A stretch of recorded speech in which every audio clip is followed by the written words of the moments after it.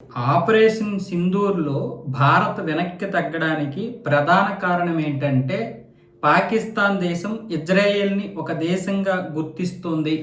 గుర్తిస్తామని చెప్పడంతోటే ఈ ఆపరేషన్ సింధూర్‌లో పాకిస్తాన్ నుంచి భారత్ వెనక్కి తగ్గింది.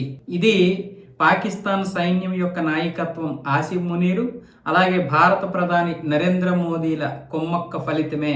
ఈ పటిష్టంగా ఈ యొక్క పాకిస్తాన్ సైన్యాన్ని చెయ్యాలని, అలాగే అటువైపు ఇజ్రాయెల్ని కూడా దేశంగా గుర్తించడం కోసం ఈ విధంగా ఆడినటువంటి ఒక పెద్ద నాటకము అన్న విధంగా ఇప్పుడు ఇమ్రాన్ ఖాన్ సోదరైనటువంటి ఆవిడ ఎవరంటే నూరిన్ నియాజీ, ఈవిడైతే ఈ వ్యాఖ్యలు చేశారు. ఈ వ్యాఖ్యలు ఇప్పుడు పాకిస్తాన్లో పెద్ద ప్రకంపనలు సృష్టిస్తున్నాయి. అటువైపు ప్రభుత్వానికి చెందినటువంటి వారు ఇప్పుడు ఈవిడిని దుమ్మెత్తిపోయడమే కాకుండా ఈ యొక్క నినాదాలు ఏవైతే ఉన్నాయో ఈ వ్యాఖ్యలు ఇప్పుడు ఇమ్రాన్ ఖాన్కి ప్రతిబింబిస్తాయి.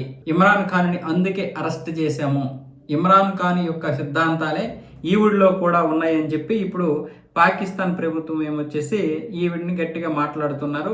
అలాగే ఇప్పుడు ప్రభుత్వంలో ఉన్నటువంటి మరొక మంత్రి ఏంటంటే సమాచార సాంస్కృతిక శాఖ మంత్రి అజ్మా బొకారి అయితే ఈవిడిని కడిగి పారేస్తున్నారు. ఇలాంటి వ్యాఖ్యలు చేయడం వల్లే కదా మీ అన్నని జైల్లో పెట్టారు, మీరందరూ కూడా ఇలాంటి వారే కదా అన్న విధంగా ఇప్పుడు ఈవిడిని ఈ విధంగా తిట్టిస్తున్నారు. మొత్తానికి ఈవిడ చేసినటువంటి వ్యాఖ్యలు అయితే అక్కడ చాలా పెద్ద దుమారమే రేగుతున్నాయి. ఏదో ఒకటి మొత్తానికి వివాదాస్పదం చేయాలనుకుంది ఆవిడ ఈ విధంగా వ్యాఖ్యలు చేస్తుంది. దీంట్లో అసలు ఇజ్రాయెల్ని పాకిస్తాన్ దేశంగా ఇప్పటివరకు అయితే గుర్తించలేదు, పాకిస్తాన్ అయితే గుర్తించలేదు. కానీ దీనికి దానికి అసలు సంబంధమే లేదు.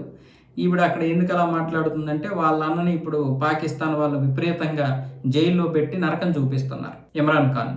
సో ఆ విధంగా తన అన్నని పెట్టినందుకు ఏదో ఒక వ్యాఖ్యలు చేయాలని బహుశా ఇలాంటివి చేసి ఉంటుందేమో.